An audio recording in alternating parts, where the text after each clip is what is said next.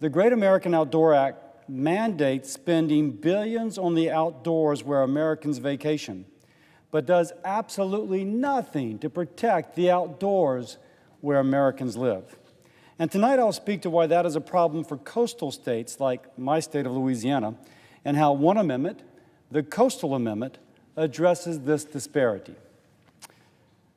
Mr. President, these are uncertain times. Coronavirus continues to kill. Our country struggles to confront and address the issues raised by the George Floyd killing. Hindsight is 20/20, but we wish that we had stockpiled more personal protective equipment. We wish Minneapolis had instituted police reforms. If wise action had addressed these issues before, then these issues might be better now. It highlights the need for wise public policy, looking beyond the immediate and thinking about that which may occur. On the other hand, there are some things that occur that we know are going to happen because they've happened before. 20/20 hindsight is not needed. Coastal flooding is an example. Hurricanes happen regularly. Sea levels are rising. There will be more coastal flooding, more pictures on families on life rafts, the Cajun Navy and small boats doing rescues, the Coast Guard and helicopters pulling Americans up in harnesses. We know this will happen again. We actually have the opportunity to proactively address. Now, when the basics of the Great American Outdoors Act were being considered in committee, there was another bill passed to address coastal issues. Now, the authors of the Great American Outdoors Act don't live in coastal states, or if they do, their states benefit greatly from the Great American Outdoors Act legislation. But that leaves the rest of us wondering, is it right to care more about parks than about people? Because that seems to be the priority that the Senate is going down. Let's establish context. The Senate is nearing a vote on the Great American Outdoors Act. The bill dedicates billions in funding for deferred maintenance, mostly in national parks, where Americans vacation, and predominantly in 7 states. It also puts an additional $900 million in the Land Water Conservation Fund, which is used to buy more land for the federal government, principally in western states. Now, I have no problem behind the bill, Mr. President. National parks are national treasures. Americans flock to them to learn about history and to experience the natural majesty of our great country. I know some of the floor speeches extolling this bill have shown grizzly bears and mountains and pine trees and such like that. I'm with it. I love them. I think they're beautiful. But I do take issue with how the bill ignores the environmental needs of coastal states in favor of fixing broken toilets and leaky roofs. Because I can show you the needs of of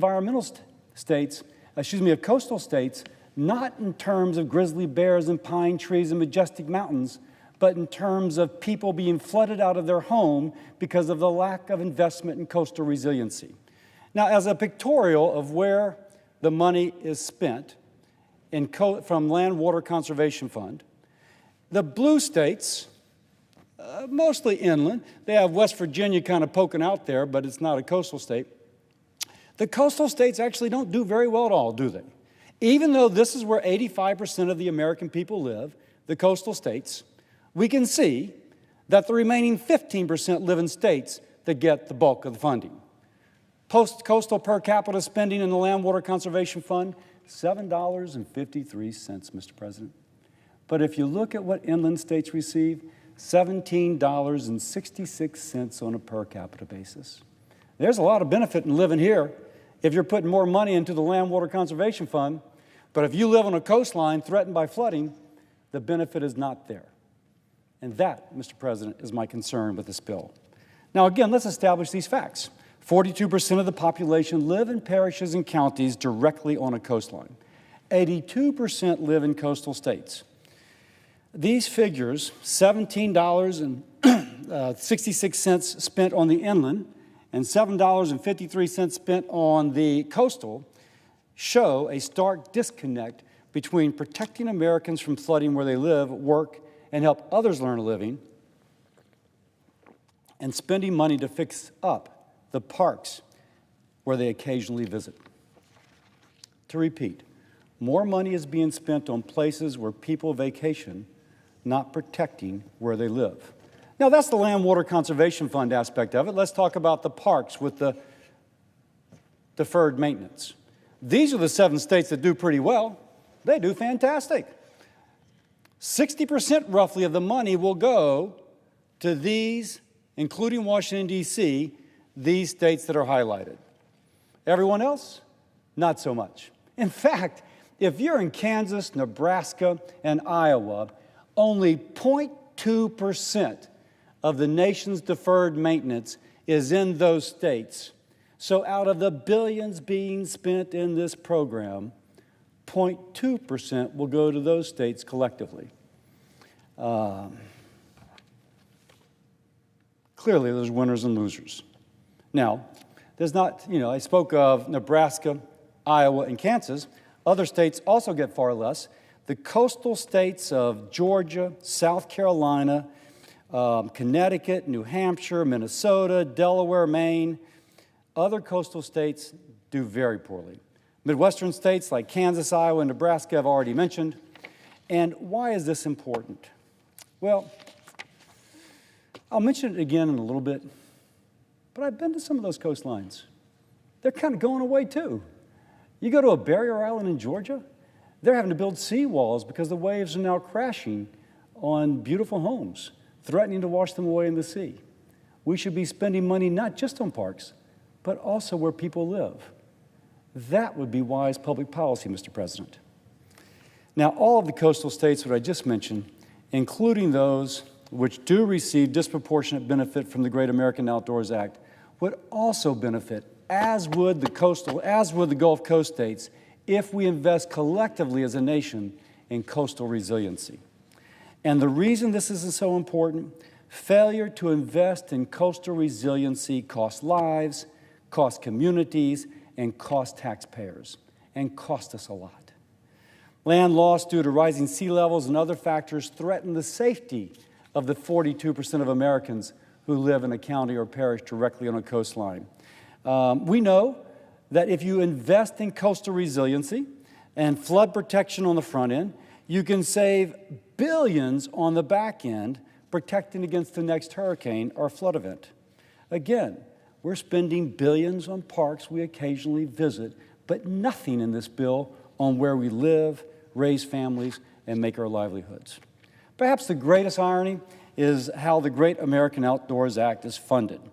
The bill takes up to $1.9 billion a year in revenue generated from energy production, principally from the Gulf of Mexico, to spend it on the deferred maintenance, again, principally in 7 states that I just pointed out. 90% of that revenue is from the Gulf of Mexico. So the state, my state, for example, that produces the energy with the resources to disproportionately fund programs in parks where people occasionally visit is the one which has its needs unaddressed. Now, my state in Louisiana, this is particularly troublesome. We are the hardest hit state in the nation by land loss. So much so that if nothing is done, the energy infrastructure which comes off of the coast of Louisiana to support the oil and gas development that supplies the revenue for the Great American Outdoors Act, that energy infrastructure will be threatened, which means that the goose laying the golden egg dies, along with my working coast and the communities of the people that live there. And if it seems like I'm passionate about this, by golly, I am. By golly, why do people care more about parks than they do about people? That just disturbs me.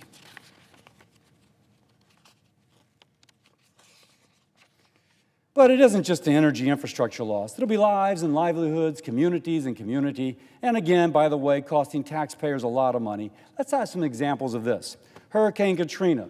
Federal taxpayers had to pay $125 billion in Louisiana, Mississippi, and other parts of the Gulf Coast for recovery. Hurricane Harvey, $125 billion in Texas and Louisiana. Hurricane Maria, $90 billion in Puerto Rico and the U.S. Virgin Islands. Hurricane Sandy, $65 billion in the Mid-Atlantic, New York, New Jersey. Hurricane Irma, $50 billion in Florida. Hurricane Ike, $30 billion in Louisiana and Texas. I could mention Rita. I could mention many others that have cost the federal taxpayers billions in order to help states recover. The combined cost of hurricane damage from every storm since 1990 is nearly $685 billion. Now, not all of this damage could have been avoided. It's clear that it couldn't have been, but a lot could have been.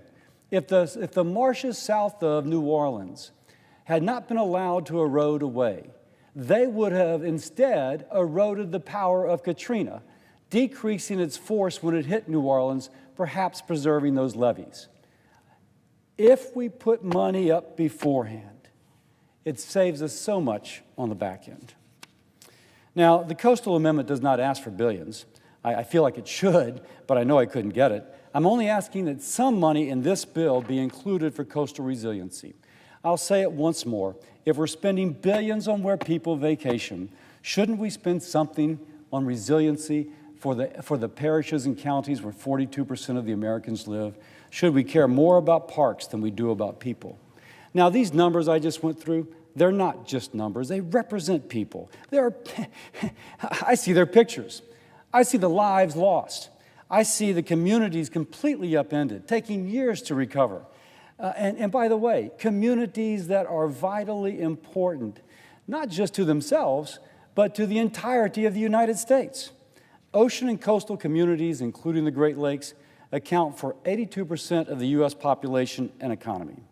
The NOAA reports that the ocean economy contributes 2.3% of the nation's employment, 1.6% of GDP, 3 million jobs, 154,000 businesses, $129 billion in wages, and $304 billion in goods and services.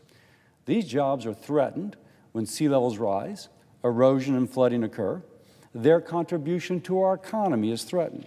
By the way, I mentioned that energy production is threatened, and if we again cannot produce energy, there is no funding mechanism for the Great American Outdoors Act. We're spending money on where people vacation, not where they live and work. Now, I'll just use my own state as a case in point of the need for coastal resiliency. Will you look at that map? This is a reasonable scenario of what will happen to Louisiana if there is no investment in coastal resiliency. The red is the land that is lost. This is New Orleans. It effectively becomes an island protected by levees. And all of this is lost. Oh, well, it's Louisiana, may not matter. Second most productive fisheries. In fact, the most productive fisheries in the lower 48, Alaska beats us, but in the lower 48, the most productive fisheries. Port systems that are throughout here that support the economy of all of the inland waterways. These commodities that flow around the world at a competitive price advantage because of our efficient port system, threatened because of the absence of sustainability, and I could go on. We are losing roughly, by the time I finish talking, Louisiana will lose roughly a football field worth of land. Google Maps can't even keep up. It'll show you land and it's open water. So if you've ever gone fishing in the Gulf, you're on your, you're watching your little radar right there, and you think you're about to hit something, and it's just open. That land has melted away, and the maps can't keep up. So, what's at risk? Oil and gas production. I've mentioned that. But oil and gas production does not do it justice. All this are pipelines and energy infrastructure that benefit not just Louisiana. It benefits the entire country. I'm a physician. This is the way I look at it. If your body needs energy, so does our modern economy. And to the degree that we have oil and gas, jet fuel, plastics, resins, natural gas coming around the country, it principally comes from here. To the degree that we support jobs by exporting clean-burning natural gas around the world to replace coal in, say, China, so that hopefully they have fewer emissions blown over into the United States, it disproportionately comes from this Gulf Coast. This is what is sustained. This is what is at risk if we don't invest in coastal resiliency. Energy assets such as pipelines, refineries, oil export sites, natural gas market centers, processing facilities, liquefied natural gas export facilities, the Strategic Petroleum Reserve, and ports like Port Fourchon that keep the Gulf economy running. Now, again, the majority of this infrastructure is based off the coast of Louisiana. Without investment in flood protection and rebuilding barrier islands, this critical part of the American economy, not to mention the funding stream for the Great American Outdoors Act, remains exposed and at risk. Again, these aren't just numbers. These are people. There's 375,000 jobs directly tied to oil and gas industry across the Gulf states. And it doesn't include the jobs that are secondary that exist because of the oil and gas industry stimulating demand on commercial goods and services. But it doesn't stop there. I mentioned the port structure being threatened. Now, by the way, somebody from Kansas, Iowa, and Missouri, Kansas, Iowa, and Nebraska might be saying, you know, I don't do it well at all in the Great American Outdoors Act, but how does it help me what Senator Cassidy's talking about? I don't live on a coastline. Yes, but your commodities go around the world through the port system that is based on the Gulf Coast. And this shows it. After Hurricane Katrina, and our port system in South Louisiana was so damaged, this is what happened to the export of commodities from the heartland. Corn exports down 23%, barley 100%, wheat 54%, soy 25%, total grain exports down 24%. Those aren't just numbers, Mr. President. Those are families who suddenly are struggling because they thought they had their budget worked out, and now their exports are down 100%. That lower Louisiana, lower Mississippi port system is the reason that we can ship our grains around the world at competitive prices relative to other countries. And without that port system, our farmers are at a disadvantage. So it isn't just advocating for coastal resiliency for my state, because I want those communities to be preserved, for the energy infrastructure, which we rely upon for, among other things, to fund this bill we're about to vote on. It is also vital to the livelihood of these farmers and their families and their economy in these inland states. And if we don't protect that port system by investing in coastal resiliency, their livelihoods will be affected. Now,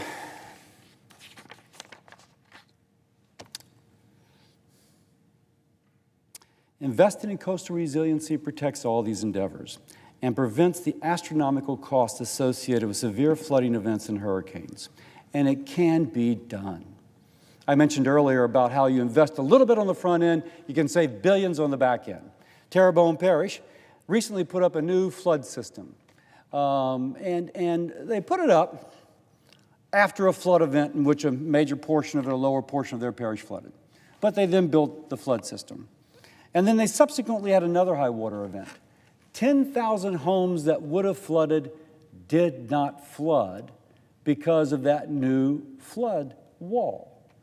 We invested in coastal resiliency. The federal taxpayer, through the National Flood Insurance Program, saved millions, hundreds of millions.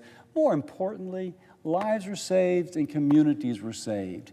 And a vibrant community with workers who go offshore to produce the energy that's funding the Great American Outdoors Act were able to pick up and continue with their life without disruption. I'm speaking of Louisiana. It could be any coastal area across the United States. So investing in coastal resiliency protects all these endeavors. Now, I'm not saying take any money away from the Great American Outdoors Act. The Coastal Amendment, if folded in, doesn't touch a dime of the billions going to the parks. All I'm asking is to have some revenue to go to save the lives and the livelihoods of all these people, the 42% of Americans who live in coastal communities. Instead, we spend it all on parks, potholes, broken toilets, leaky roofs. And I've heard the arguments. If you fix that leaky roof in time, you save more money down the road. And I accept that argument. I'm just applying it to where people live. If we do something for coastal resiliency now, we save not just a leaky roof, we save, and not just a little bit of money, we save a community, we save lives, we save lots of money. I recently spoke to 20 parish presidents. As folks know, in Louisiana, we don't have counties, we have parishes. Had another call with 100 different business leaders, and they just plead for fairness to the Gulf and to coastal parishes and counties. And what's unfair? Well, again, if you live in a coastal area that generates the billions being spent in the Great American Outdoor Act, you're upset to learn that the Senate is passing a bill spending more money on vacation spots than on protecting your homes, jobs, and environment. But it's not just the Louisiana coast. I have a friend who lives in Seal Beach, California. He told me, I visited him a couple years ago, and he said water was coming up, flooding buildings it never had before. Well, showing you that coastal resiliency investment can work, now Seal Beach apparently spends $1 million a year building berms to protect from winter storms driving it in. So first, coastal resiliency can work. But two, sea levels are rising, and the beach is shrinking. And it'll require more of Seal Beach to build those berms to protect those buildings. Now, that's just Seal Beach. But it does show you that resiliency can be effective, but it also shows you that it is needed. I've also walked, I told you before, along those barrier islands in Georgia, and I'm just struck. Oh my gosh, I couldn't afford them. Beautiful homes. They're having to build seawalls because high tides are higher now and threatening the foundations of those buildings. This bill invests nothing to protect the beaches, the outdoors where people live. I'm told that the Army Corps of Engineers, this is hearsay, I think it's true, but I don't know it, it was a reliable source, that the Army Corps of Engineers has recently proposed building a $3.5 billion floodgate to protect the Miami harbor. I've also read that property values are declining on Miami Beach because as sea levels rise, the people who are insuring them and maybe purchasing are afraid that they will be inundated by rising sea levels. When I drive along the Mississippi Gulf Coast, they have homes elevated 12, 15 feet in the air, kind of testimony to the threat that our new environment poses to those who live on the beach. It kind of reminds me of a picture I saw of Venice, Italy, where they used to have shops on the ground floor, but now the ground floors are empty because sea level has risen and flooding has extended, and so now there's such regularity of flooding that Venice no longer uses the ground floor. Now, we're not Venice in our country. We're not built in the middle of a marsh, but we are built, 42% of us live in a coastal parish. This is the threat. It does not take 20/20 hindsight. We can see that this is going to happen. We already hear the Army Corps of Engineers planning for this. We see property values declining, we see flood walls being built, and we scratch our chin and know that ultimately it won't be enough. The Senate could be investing in that coastal resiliency, not just to say in my state of Louisiana, where we're actually generating the funds that will be used for the Great American Outdoor Act, but no, we're not. We're fixing potholes and parks where people visit, but not investing in coastal resiliency where they live. What does the Coastal Amendment do? Because I do think this could fix this. Again, there are nationwide benefits.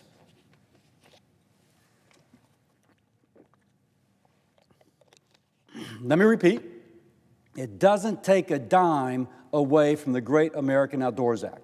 There will still be the billions going for the parks. But what this does do, it sends money to spend on coastal resiliency where people live. It ensures the stability of the port system in the lower Mississippi and down in the Texas Gulf Coast to help America's farmers export. It helps treat the Gulf states fairly, who really disproportionately do not benefit from these two acts that they are funding. Everybody wins. Indeed, if you're a state like California or North Carolina that does really well under the Great American Outdoors Act, you also get money for your coastline. We're not being prejudicial. We're just trying to do something to help create coastal resiliency in the parishes and counties where 42% of the American people live, as opposed to not spending a dime to help protect them. Now, Mr. President, I said at beginning of the speech about the Coastal Amendment, just went over it. How does it functionally work? This amendment removes the cap on the amount of money Gulf states receive from energy production in the Outer Continental Shelf and makes more leases eligible for the Gulf of Mexico Energy Security Act, or as it is known, GOMESA, which thereby generates more money for a state like Louisiana. Simultaneously, by raising this cap, it puts more money into the current fund for the Land Water Conservation Fund.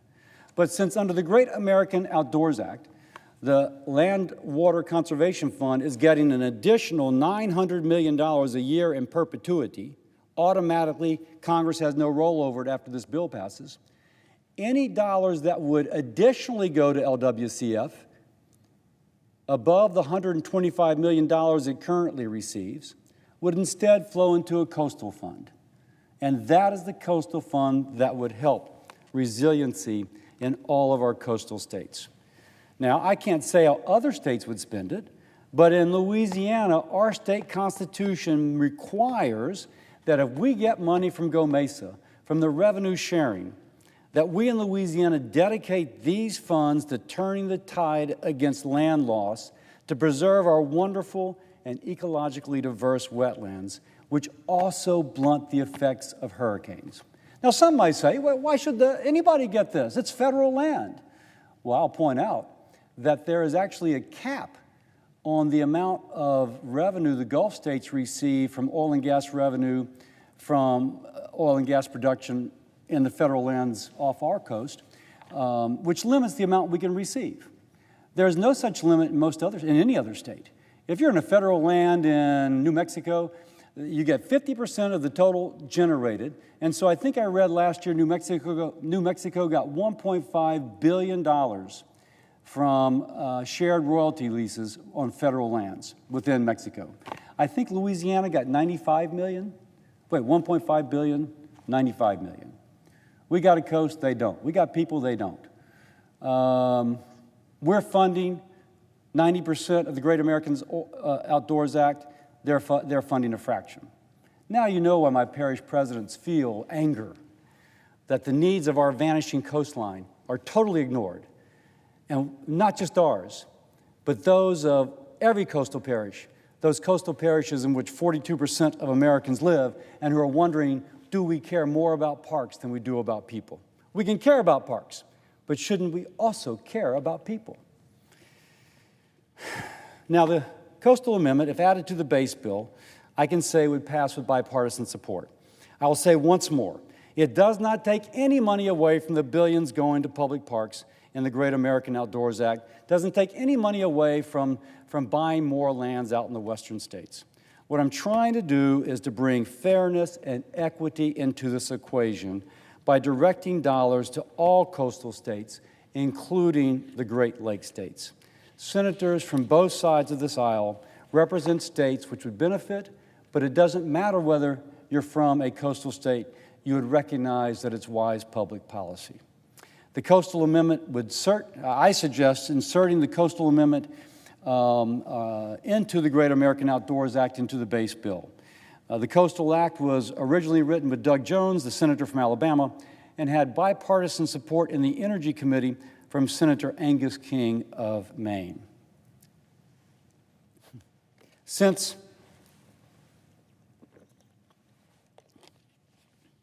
the Coastal Amendment has been modified, a Democratic colleague, Sheldon Whitehouse, who's from Rhode Island, a state greatly threatened by rising sea levels, who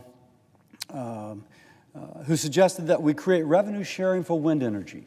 As we look forward into the next economy, we see that offshore wind will be a significant source of electricity for states like his in Rhode Island, Massachusetts, and other New England states.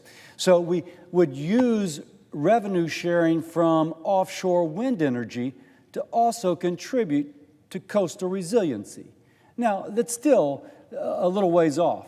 So at first, it would principally be additional dollars coming from the Gulf Coast, but ultimately it would be the North and the South combining to benefit all coastal states, whether they were in the Northeast or the South. Wherever you lived on a coastline, including the Great Lakes, you would benefit from inserting the Coastal Act into the Great American Outdoor Act. All I can say is I would like to think that senators, Republicans and Democrats alike, can see what's at risk. Lives and jobs, energy production, funding for the Great American Outdoors Act. If you don't give a twit about the coastal area, at least you're concerned about the funding for the act. If we only invest where people vacation, instead of investing in coastal resiliency, we do a disservice to the states, those coastal states where over 80% of Americans live. Now, by the way, we can have common ground on issues of the environment. Mr. President, earlier today, one of the Great American Outdoors Act, Senator Gardner from Colorado, addressed this chamber to say that his bill is smart conservation. And let me say, two of my best friends here are Senator Gardner and Senator Daines, and we're on other sides of this issue. But if you're from their state, my gosh, you just better give them a real shout out, because they've done a good job for your state. I don't feel good about the job for my state of Louisiana, but you, by golly, better feel good about the job they've done for your state. But I would add that I think that Senator Gardner's bill and my amendment work together on important issues of conservation and environment. I'm told that 800 environmental groups support the Great American Outdoors Act as is and don't want any changes. I find that hard to believe. Is there really an environmental group out there that doesn't want to invest in coastal resiliency, that hasn't looked at the devastation of Katrina, of Rita, of Ike, of Maria, of Irma, and doesn't recognize that taking care of the environment is essential to our coastal regions? I am sure if you polled those 800 groups and said we're going to spend additional dollars on those coastal parishes where Americans live, they would stand up and applaud. And if we put it in there, they will support this bill. Now, I will say that GOMESA states, there's an irony here, are often at odds with these environmental groups because the environmental groups claim that GOMESA incentivizes drilling or that we're spending money in a revenue-sharing program funded by oil and gas. But needless to say, that argument is out of the window. The Great American Outdoors Act has the exact same funding source as GOMESA, and it is supported by all the anti-fossil fuel environmental groups because they want to take care of parks. Well, I want to take care of people. And so I also want to take care of your parks, but my first priority is that working family. My first priority is that family which wakes up every day and struggles to make ends meet and wants their child to have a better future than they, but then they learn there's high water coming and they might be flooded. And that better future is flooded away. I care about that family. We in the Senate should care about that family. We should not care for parks more than we care for people. The Coastal Amendment supports the environment, as I said earlier. It goes directly to coastal resiliency initiatives that include recovering lost land, supporting the wetlands. I am not at odds with environmentalists. As I said before, every environmentalist is going to support restoring the wetlands of Louisiana. I'm just asking that we be allowed to support that coastal environment. For people who live along the coast, these coastal systems or ecosystems are what make our home special. It's why I look at those marshes in Louisiana, and to me they're just as beautiful as that grizzly bear and that pine tree and that majestic mountain. It's all part of God's creation if we don't let it wash away. This is more than potholes. It's more than leaky toilets and leaky roofs. It is about preservation, about it not being here in 50 years if we do not act now. We spend billions on the environment where people vacation, but not anything on the environment where they live. So,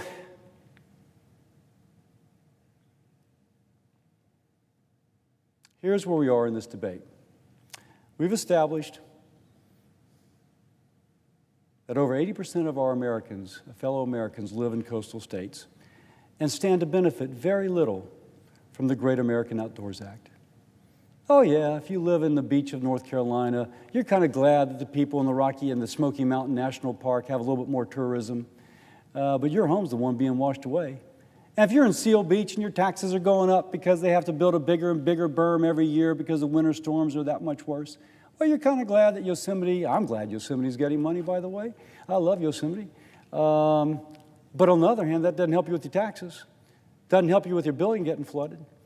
You're beginning to wonder, if you see a picture of Venice, is that what your home will look like in 25 years? The major investment of your life. again flooded so regularly that it loses all its value. Apparently, that's what they're looking at in Miami. That's where we're here in this debate. We've established that most of the country lives in coastal states, stands to benefit very little from the Great American Outdoors Act.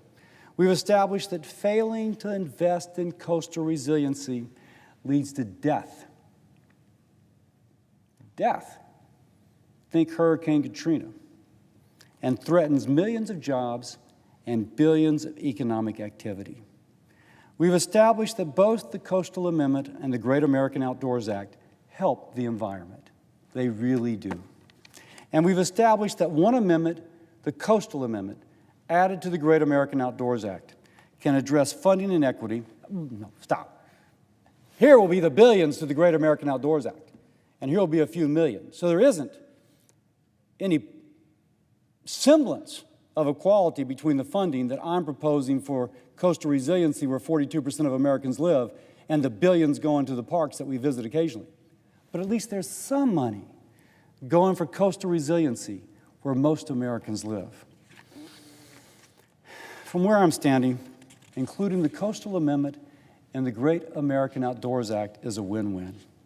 The Great American Outdoors Act passes with funding to address the needs in national parks and funding for coastal resiliency.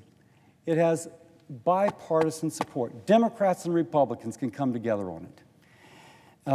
The cause is just. If you just think about that family, the cause is just. The support is there, but the ability to vote on it is not. The bill's authors will not allow this amendment to come to the floor included in their package. This is a disservice to the 82% of the country that lives in coastal states